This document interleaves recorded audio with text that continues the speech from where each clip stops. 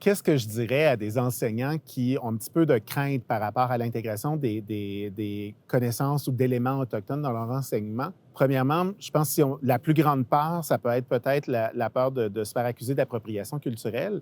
Puis, ben, l'appropriation culturelle, il y a une intention derrière. Il y a l'intention d'occulter, de cacher la source des connaissances qui sont transmises.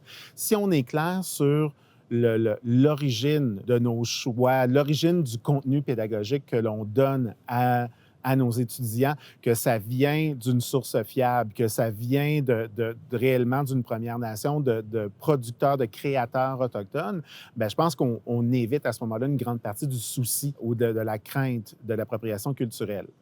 Maintenant, pour ce qui est des autres craintes, peut-être de se dire, ben, c'est quelque chose que je connais peu, que je connais pas. J'aimerais avoir absolument un Autochtone qui vienne le dire à ma place. Ben, je pense que en tant qu'enseignant, il faut se mettre nous-mêmes dans une perspective d'apprenant.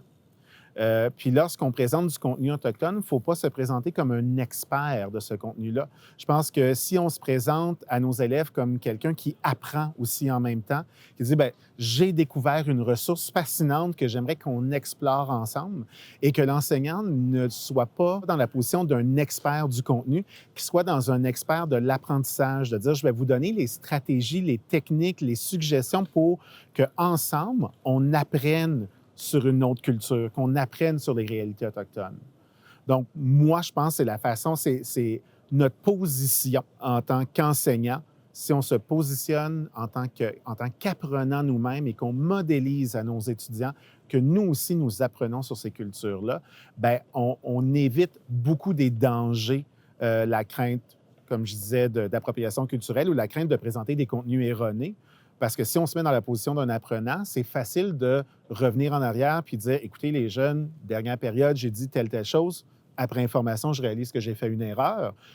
Si on s'est mis dans la position d'un expert, on vient de perdre sa crédibilité. Mais si on s'est mis dans la position d'un apprenant, nous aussi, où on guidait les élèves là-dedans, ben là, on s'enlève cette pression-là.